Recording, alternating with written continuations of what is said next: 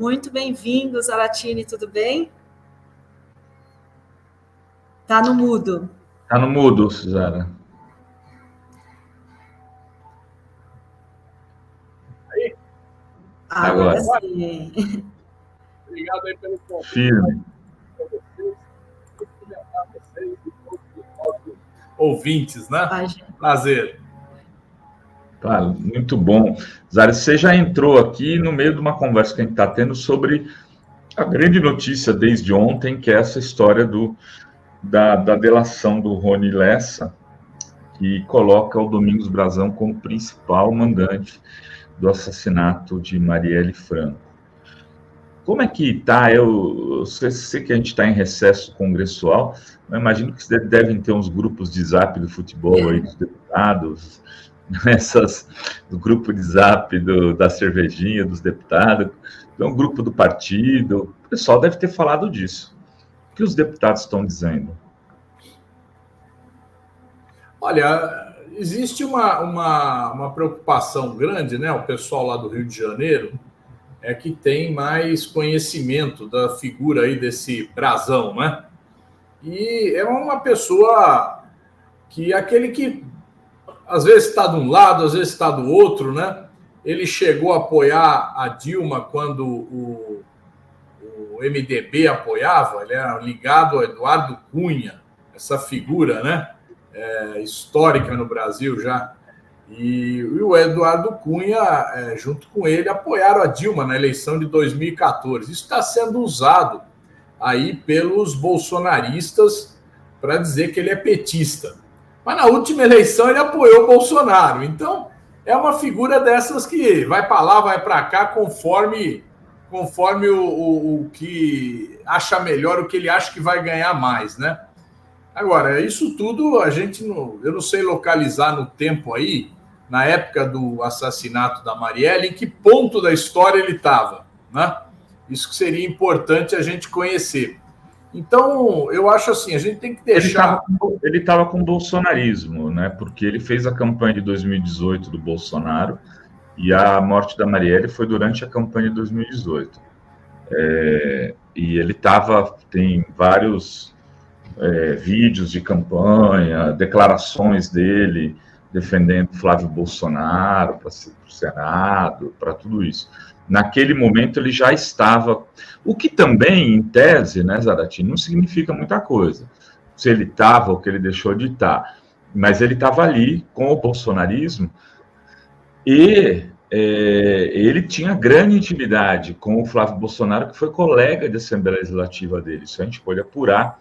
Eles fizeram um projeto de lei juntos pela Escola Sem Partido, assinaram juntos, tem declarações do Domingos Brazão tratando o Flávio Bolsonaro como se fosse um sobrinho, como se fosse um irmão mais velho, falando, olha, é um menino talentoso, que o pai deu uma educação maravilhosa, lá, desse jeito. Não, é isso, eu acho aí, Renato, lógico, os bolsonaristas vão tentar empurrar, criar fake news, essa coisa toda. O fato é que, como você localizou no tempo, né, nesse período ele estava com o bolsonarismo, né? E dentro daquele cenário político-criminal, vamos dizer assim, do Rio de Janeiro, ele é um cara envolvido com as milícias, não resta dúvida sobre isso, né? É um cara que tem um envolvimento, como também, ao meu ver, a família Bolsonaro tem um envolvimento com as milícias, né? Já visto aquela homenagem que o Flávio Bolsonaro fez, a nomeação da esposa lá de um dos milicianos no próprio gabinete dele. Então tem uma relação, tem ali Isso não quer dizer, isso a gente não tem ainda como afirmar, que tem uma relação direta da família com o assassinato. Então, eu acho que a gente tem que esperar um pouco mais a investigação, né? Mas eu acho que foi dado um passo grande, tem uma delação. Essa delação, hoje em dia, nenhuma delação fica de pé se não tiver ligada a provas materiais, né? Aquelas delações da Lava Jato caíram todas, porque o cara ia lá, falava o que bem queria e não tinha nada, nenhuma comprovação. Então, hoje, o Supremo, ele também fala, bom, tudo bem, você quer fazer uma delação? você está delatando tal coisa. Você prova como isso? Qual é a comprovação disso? Né? Porque senão não tem como fazer uma delação, ela não se sustenta mais. Né? Então, eu acho que se esse Lessa aí fez a delação, foi exigido dele algum tipo de prova. Espero eu que a Polícia Federal tenha exigido alguma comprovação de que teve essa ligação com esse Brazão. E esse Brazão foi o mandante do crime. Você falou sobre a repercussão, o pessoal do Rio, né, que conhece melhor o Brazão. Ontem pegou muito mal, aí, né, repercutiu muito mal entre os militantes do PT a declaração do Washington Quaquá, vice-presidente nacional do PT, ex-prefeito de Maricá, deputado federal, que disse, inocentou, fez uma declaração dizendo assim, conheço o Brazão, ele não seria capaz disso. Resumindo a declaração. Acho que a declaração dele aí, queria saber se isso repercutiu também nos grupos do PT, o que as pessoas do Rio, que não o Quaquá, estão dizendo disso. Acho que é legal, Adrileu, não sei se você teve acesso. Não, sim. O que eu acho é o seguinte, às vezes as relações pessoais, então, você sabe como é que é o parlamento, né? O parlamento, o Lênin já falava, tem o chamado cretinismo parlamentar. Cretinismo parlamentar é aquela coisa, bom, você vota de um jeito, outro vota do outro, depois ali todo mundo cumprimenta um, cumprimenta o outro, fica aquela excelência para cá, excelência para lá. Então, às vezes, as coisas não podem ser confundidas. Então, apesar, às vezes, você ter uma boa relação com uma determinada pessoa do outro campo, do outro lado, isso não pode ser confundido com você ter posições políticas antagônicas e demonstrar para as pessoas, para o público, essas diferenças, né? Então, a relação pessoal, ela não pode se impor sobre uma relação política, né? Porque senão as pessoas que estão assistindo, vamos dizer, porque a maioria do público assiste o que está acontecendo na política e assiste vendo, olha, pô, mas que coisa confusa é essa, né? Então, a gente tem que tomar um certo cuidado de não fazer esse tipo de confusão. Então, eu acho que essa declaração do Quaquá, ela cria uma certa confusão que não é bom. Primeiro que ele dá uma declaração sem saber exatamente quais são as provas que foram apresentadas, né? Então, pode ser que tenha realmente provas lá de que o Brazão foi o mandante do crime. Então, e aí, como é que fica? Então, cara, é evidente que o Brazão vai negar, né? Agora, precisamos saber qual é a prova que foi apresentada, além da delação, sobre essa questão, né?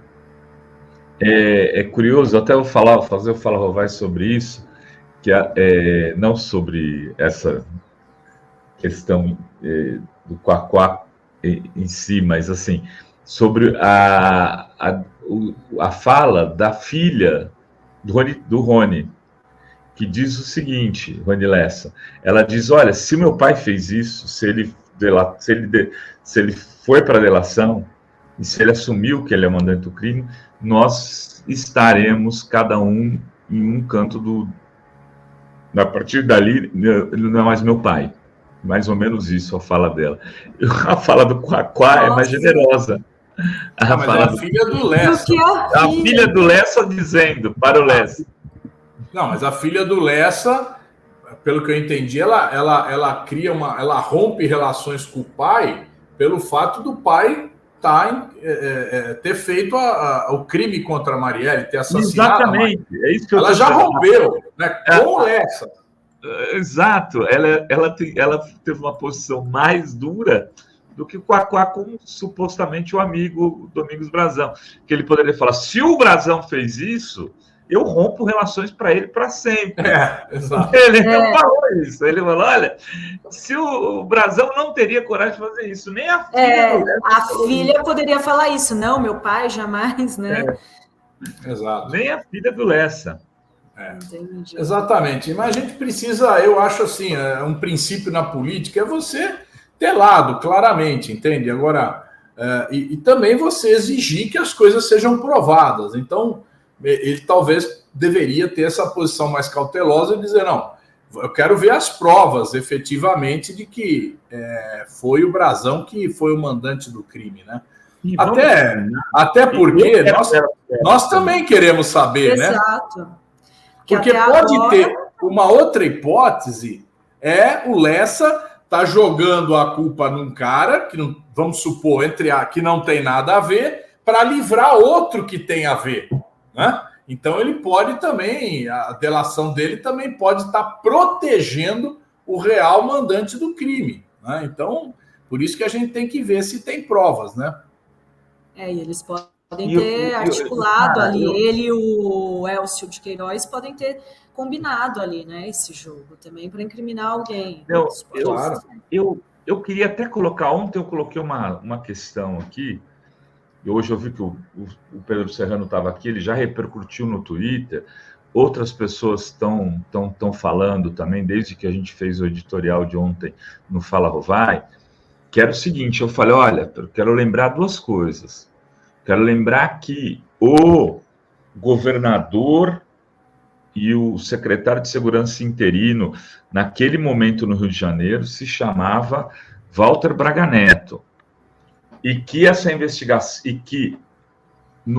ainda em 2018, ou no começo de 2019, para ser mais preciso, a Raquel Dodge afirmou que o principal suspeito era o Brazão. Ela era da procuradora, era PGR. O que foi feito nesses 4 anos para ser investigado pelo governo federal, pelo governo Bolsonaro, e o que foi feito pela Polícia Civil quando o Braga Neto estava à frente dessa investigação? Foi tudo suspenso. Essa é uma coisa. Então, acho que a gente precisa descobrir se houve uma inação dos órgãos públicos na investigação e se houve um acobertamento do que aconteceu, porque há muito tempo o Brazão é o principal suspeito. A segunda questão que eu queria levantar, Zara, e que eu queria te ouvir sobre isso, é o seguinte, agora começa a me bater o seguinte, esse crime seria um crime mandado por uma única pessoa? Porque até o motivo que supostamente o Rony Lessa dá, me parece muito frágil, uma vingança contra o Freixo. É uma coisa de 10 anos. Né? Será que isso não pode ter sido decidido num comitê um pouco maior? Esse tipo de coisa mafiosa, de assassinato assim, será que é um cara só toma iniciativa, ele não conversa com ninguém? É muito pessoal. Eu até entendo, sei lá, o cara me cuspiu na cara, vou mandar matar ele. Mas isso na máfia faz sentido. Né? Mas quando é uma pessoa que é da política, você conhece coisas assim, que um manda matar, da política nacional, você te recorda disso? Aqui no Brasil, a violência política, ela não está bem localizada nos parlamentos, né? Ela está mais localizada na pressão contra a população mais pobre, né? Então, não só que essas milícias fazem no Rio de Janeiro, mas que, vamos pegar aí, todo mundo sabe, os coronéis do Nordeste, o cara que só dá água para quem votar nele, só libera comida para quem votar nele, né? A violência política no Brasil, ela é um pouco... E tem violência no campo mesmo, tiro, morte e tal, mas vamos dizer assim, no mundo da política, a gente tem poucos casos, né, em relação a outros países. Então, eu não sei te dizer isso, mas eu acho o seguinte, que pode também a Marielle, pelo fato de estar denunciando, lutando, batalhando em questões populares lá, ela pode ter irritado a tal ponto, não só o Brazão, mas esse escritório do crime, né? Então, esses caras falaram, porra, essa vereadora aí não está enchendo o nosso saco, né? Vamos despachar ela. Então, uma coisa assim que envolveu uma decisão que pode ter outras pessoas que participaram da decisão, né? Eu não sei esse Brazão, se ele era um cara, vamos dizer assim, uma ponta política do grupo, como foi uma outra que foi presa agora, que perdeu o mandato no Rio de Janeiro, né, que era claramente ligada às milícias, então foi afastada do mandato. Então, esses caras elegem seus representantes, né? Com essa violência nos bairros onde eles dominam, eles elegem, porque eles não permitem que outros façam campanha, né? E aqui em São Paulo mesmo, a gente tem exemplos aí, em vários bairros, de caras que tentam isolar o bairro para impedir a entrada de adversários, né? E isso, logicamente, ainda não se impôs, mas existe a tentativa. Então, pode ter existido lá, eles podem ter se enchido o saco da Marielle e falado, não, essa aí não tem jeito, vamos eliminar, né? Então, é uma coisa que pode ter acontecido, que não envolveu só uma decisão dele, mas um grupo, né? A cúpula dessa máfia, dessa milícia lá da região do Rio de Janeiro. Né? Olha só, queria mudar um pouquinho de assunto, falar sobre a política industrial, nova política industrial lançada pelo governo nessa semana, que inclusive foi alvo de várias críticas da mídia, né, comercial de direita, e que eu queria ouvir o Zaratini sobre esse foco agora, né, do governo na industrialização. Qual que é a sua opinião? Olha, é fantástico essa história. Veja só, o Brasil tem uma série de coisas que não pode, certo? Então, por exemplo, não pode ter política industrial. Os Estados Unidos estão gastando trilhões, a China gasta trilhões, né? A Europa gasta, todo mundo tem política de incentivo industrial. O Brasil não pode. O Brasil não pode ter refinaria de petróleo, né? Você viu que o Lula retomou as obras da Abreu e Lima, lá em Pernambuco, né? E ia cair o mundo porque não pode ter uma refinaria para produzir petróleo, para produzir diesel, ou gasolina, outros derivados, porque nós temos que vender petróleo cru e comprar petróleo. Nós vamos tirar o nosso petróleo, em vez de ir lá para os Estados Unidos ou para a Arábia para fazer o refino e voltar refinado, nós vamos fazer aqui. Mas não pode, né? Você sabe que também não pode no Brasil ter trem. Não pode ter trem no Brasil. Por quê? Não sei. Trem de alta velocidade que está sendo construído no Chile, está sendo construído na Argentina, está sendo que a China já tem mais de 40 mil quilômetros de trem de alta velocidade, que a Europa tem, que todo burguês, quando vai na França, acha lindo andar de trem de alta velocidade. Aqui não pode. Aqui não pode você querer fazer com que os militares sejam restritos à caserna, saiam da política. Aqui não pode, né? Porque você tem que deixar os militares fazerem o que eles querem, né? Se eles acharem que tem que entrar na política, eles têm que entrar na política, e ninguém pode falar nada. Então, tem uma série de coisas, Dri, que não pode no Brasil, né? Política industrial, não pode, sabe? Tem que deixar aí laissez-faire, laissez-passer. Então, aí nós vamos ser um país agrícola, exportador de minerais, petróleo e outros minérios, ferro. Nós não podemos ter usina siderúrgica também, não pode, pô, que isso? Nós temos que mandar o ferro lá para fora e não fazer o aço aqui. Então, meus amigos, nós precisamos claramente falar, desmascarar essa farsa que a burguesia brasileira, atrasada, não quer que o país se desenvolva. Nós temos que avançar, certo? E está certo o presidente Lula de lançar essa política industrial, né? Ela é muito importante, é uma política industrial, está bem concebida. Não, os caras falam, mas vai torrar bilhões, trilhões aí do caixa do governo. Não vai, entende? Isso aí é financiamento, o BNDES vai organizar o financiamento de setores. Por exemplo, nós precisamos desenvolver o complexo industrial da saúde, né? Então, nós precisamos produzir equipamentos de saúde aqui no Brasil, nós precisamos produzir remédios, nós precisamos produzir vacinas, né? E esses caras falam, não pode, pelo amor de Deus, entende? A indústria de defesa não pode ter submarino nuclear. Por que não pode? Porque os Estados Unidos não querem. É isso que eles querem. Eles não querem que nós tenhamos submarino nuclear, que é o maior instrumento de defesa de um país, porque os Estados Unidos não querem. que a gente tenha um submarino nuclear. Então ficam atrasando o nosso submarino nuclear. Então, é isso.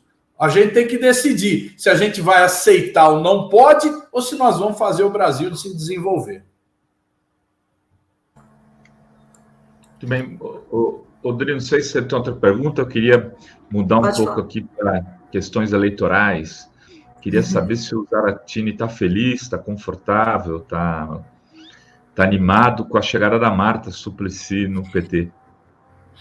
Rapaz, eu acho o seguinte, Renato, a gente na política, a gente vive, né, essas situações que são complicadas, porque, logicamente, muitos petistas, né, meteram o pau na Marta, criticaram quando ela saiu do PT, quando ela foi lá a apoiar o impeachment da Dilma, quando ela esteve lá ao lado da Janaína Pascoal, dando flores, né?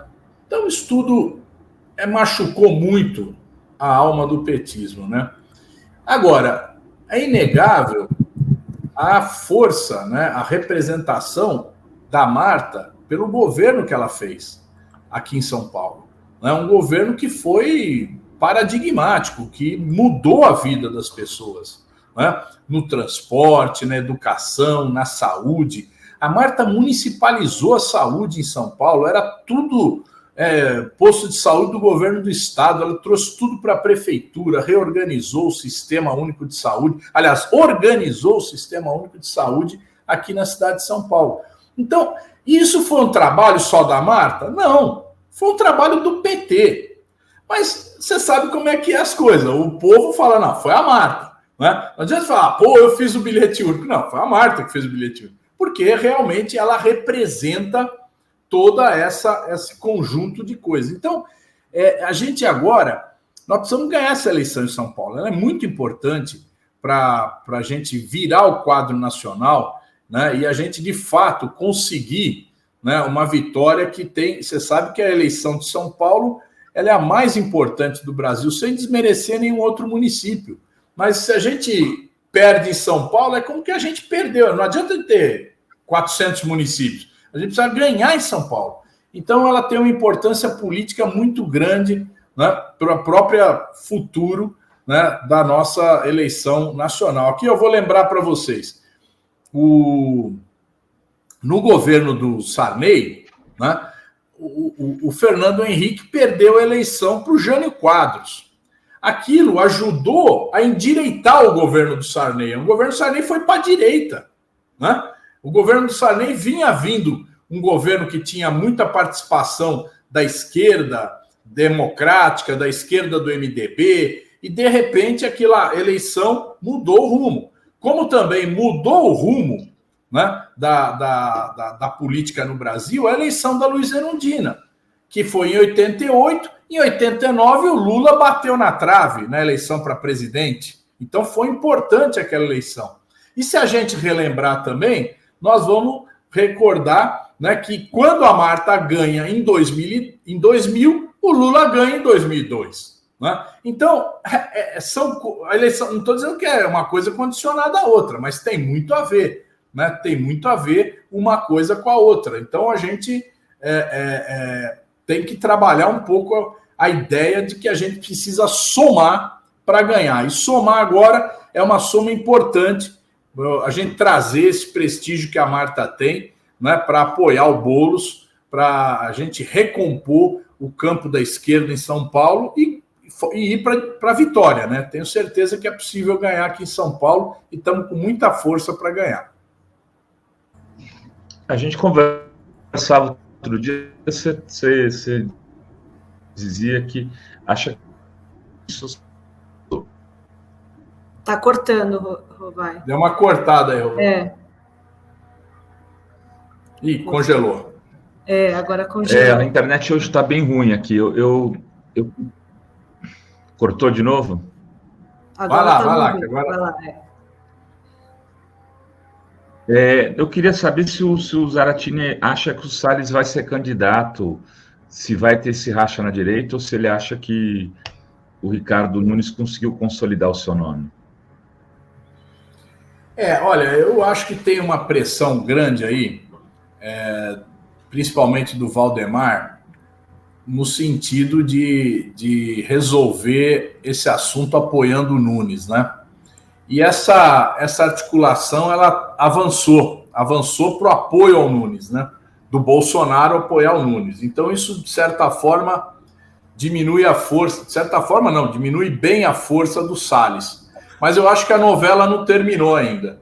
Eu acho que ainda vamos ter mais capítulos. Eu acho que o bolsonarismo, ele precisa se sentir representado aqui em São Paulo, né? Porque, como eu falei, a eleição mais importante. Então, deixar na mão de um cara do MDB, seu principal adversário e apoiado pelo Bolsonaro, eu acho que ainda não satisfaz o bolsonarismo, não, viu?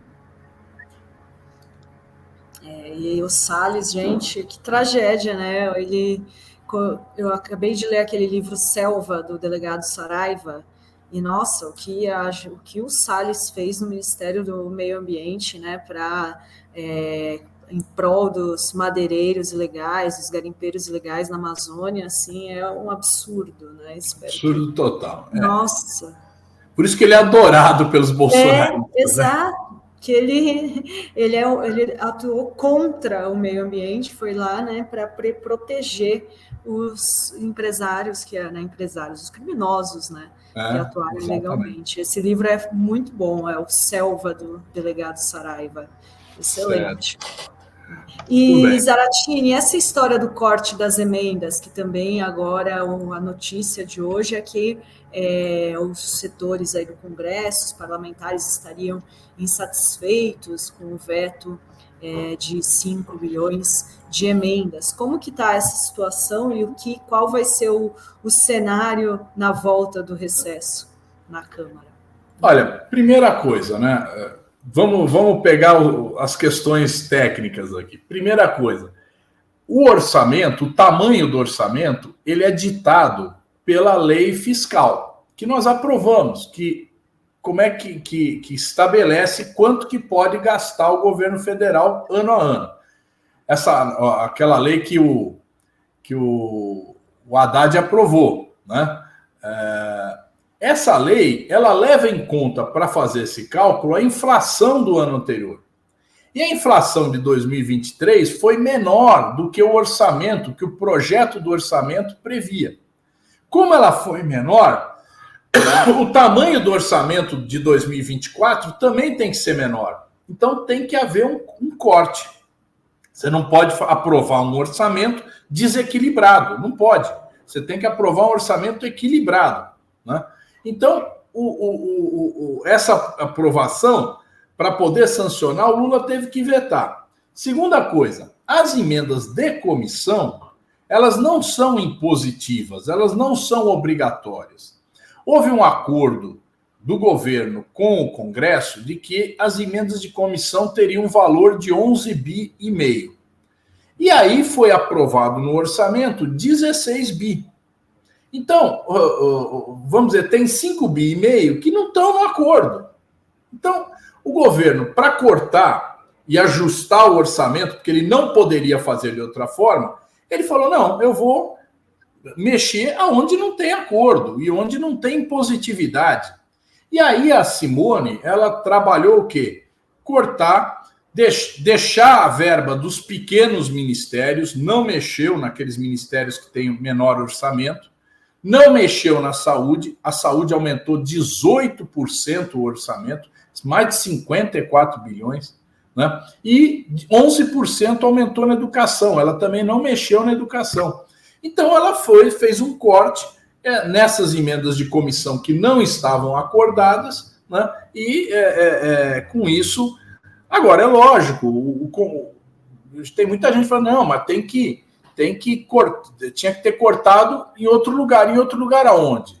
Né? Vai cortar da Previdência Social, vai cortar do Bolsa Família, vai cortar do salário dos funcionários públicos, vai cortar da onde? Né? Vai cortar do SUS, vai cortar da educação? Então, essa que é a questão. Então, eu acho que o Lula falou, eu vou explicar para os deputados que parece que não estão entendendo, né? Mas vai ser explicado e, logicamente, alguns vão ficar fazendo demagogia, dizendo, não, vamos derrubar esse veto, vamos criando clima contra o governo, mas efetivamente não existe outra forma de corretamente ajustar o orçamento que não fosse essa. Vai. Eu estava aqui, voltando um pouco ao assunto da Marielle, estava lembrando que tem um episódio aí que também foi mal investigado aí, já que estamos nesse momento, Zarate, que é aquela questão do porteiro que deu depoimento falando que o Rony Lessa teria voltado e ido para a casa do Bolsonaro naquele dia do assassinato, teria ligado para o Bolsonaro e tal. E aí o Moro era o ministro da Justiça, né? E ele pede para investigar o crime de segurança nacional, porque o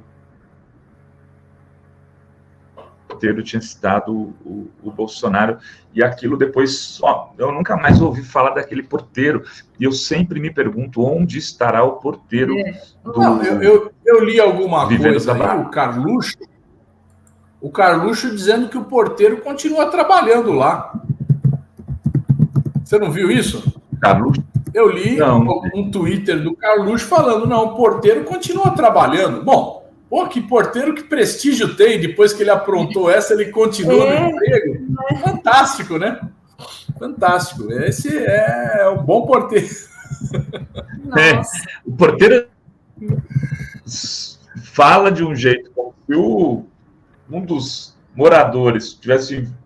Porque o assassino estava lá, morava no Vendas da Barra, era o Rony Lessa. O outro teria conversado, teria telefonado. Tal. O Carluxo vai na portaria e faz um filme. Né? Exato. Faz um filme. Esconde aquilo, aquele... Caiu aqui, né, Dri? Tá bem ruim sua conexão. De repente sai, entra de novo. Deixa eu ler um superchat do Zaratini. O José de Souza Silva, ele diz, meu caro companheiro Zara, não ter indústria no Brasil porque os donos do mundo não querem, né? Mais ou menos isso, né? E Leda Heineken manda também aqui um super sticker. E olha só, e outro assunto que foi bem quente aqui nessa semana, Zara, já encaminhando aqui para o final, só esperar o vai voltar, foi essa questão do Padre Júlio, né, que está sofrendo um ataque tremendo de uma armação com um vídeo, tentando, um vídeo que é a perícia da Fórum, né, pelo professor da UFABC, Mário Gaziro, demonstrou que é falso, e agora a Arquidiocese de São Paulo diz que arquivou contra a investigação contra o padre por conta desse vídeo. Como que você vê essa estratégia, né, do MBL, desse pessoal da extrema-direita, de jogar assim tão sujo, e por que um alvo como o Padre Júlio? Olha, o MBL está perdendo relevância, né? O que eles tinham de relevância, que eles conseguiram no impeachment, no golpe, né, o processo do golpe, o que eles tinham de relevância na primeira eleição que eles elegeram o Kim Kataguiri, e eles estão entrando numa decadência, né? Teve o Mamãe Falei que perdeu o mandato porque foi lá na Ucrânia falar bobagem, né? E esses caras estão desaparecendo. Então, eles tentam desesperadamente subir à tona de novo, né? Então, é essa a tentativa deles, porque eles perderam vamos dizer assim, o glamour, e agora ficam perseguindo o Padre Júlio, né? A Diocese de São Paulo respondeu ontem, falou, isso aqui é um vídeo que já mandaram para nós há 2, 3 anos atrás. Isso aqui nós já descartamos, isso aqui não tem nenhum fundamento, nenhuma base, né? Então, isso aqui já era. A própria Arquidiocese falou, não tem papo, isso aqui é falso. Então, me espanta, sabe o que é? É ver o Milton Leite, que é o presidente da Câmara, dar cobertura para isso, sabe? Isso que eu fico impressionado, porque aqui no meu cretinismo parlamentar, né, que eu conheço o Milton Leite há muito tempo, né, ele pelo menos tinha uma seriedade, né? Ele, peraí, tem certas coisas. Agora a gente tá vendo que ele resolveu embarcar, não sei se porque ele deve alguma coisa pro Kim Kataguiri, que é da União Brasil, não sei qual é o problema ali, ele dá essa colher de chá de encaminhar ele, presidente da Câmara, esse vídeo para a Arquidiocese e para o Ministério Público. Né? Isso aí é perseguição e a tentativa desesperada do MBL de ter algum tipo de relevância política na próxima eleição. Agora, eles estão ferrados, eles estão completamente ferrados. Vamos ver se a candidatura do Kim Kataguiri vai sair por onde, né? Vai sair por onde? Porque o União Brasil vai apoiar o Ricardo Nunes, né? Tá muito claro isso, não vão dar legenda para o Kim. Então, o Kim quer aparecer como, né? Ele precisa arrumar um partido para ele. Eles disseram que iam fundar um partido, tá lembrado? Vocês se lembram disso? Porque eles ficam pulando de um partido para o outro. Aí teve um momento aí, o ano passado, que eles falaram, não, agora fizeram um congresso e decidiram fundar um partido. Cadê? Cadê o partido do MBL? Podia ter fundado, com esse nome, inclusive, né? Não fundaram até agora, não fizeram nenhum movimento para se organizar como um partido autônomo, exatamente porque está decaindo muito essa ação política deles, né? Zara, um assunto mais regional ainda, a desfiliação do Eloy Pietá, apesar de ser um assunto muito regional, é um quadro histórico do PT, 42 anos desde a fundação do PT, e está deixando o partido alegando falta de democracia interna. Eu acho assim, o Eloy tem razão de um lado e está errado do outro, né? Ele tem razão do ponto de vista de que ele reivindicou que fosse feita uma prévia, né? Houve um atropelo para cima dele, não se fez a prévia, não se deu o direito dele disputar junto aos filiados a indicação para prefeito, e agora ele comete o erro que eu acho que é sair do PT, né? Não é bom para ele nem para o PT essa saída, né? Eu acho que aí é um erro da direção do PT de não ter feito a prévia, que era o modo mais democrático de escolher a candidatura, mas, por outro lado, um erro dele também de sair do PT. Né? E eu não vou nem julgar o partido que ele foi, porque acho que é o partido que ele encontrou para ser candidato, que é o Solidariedade.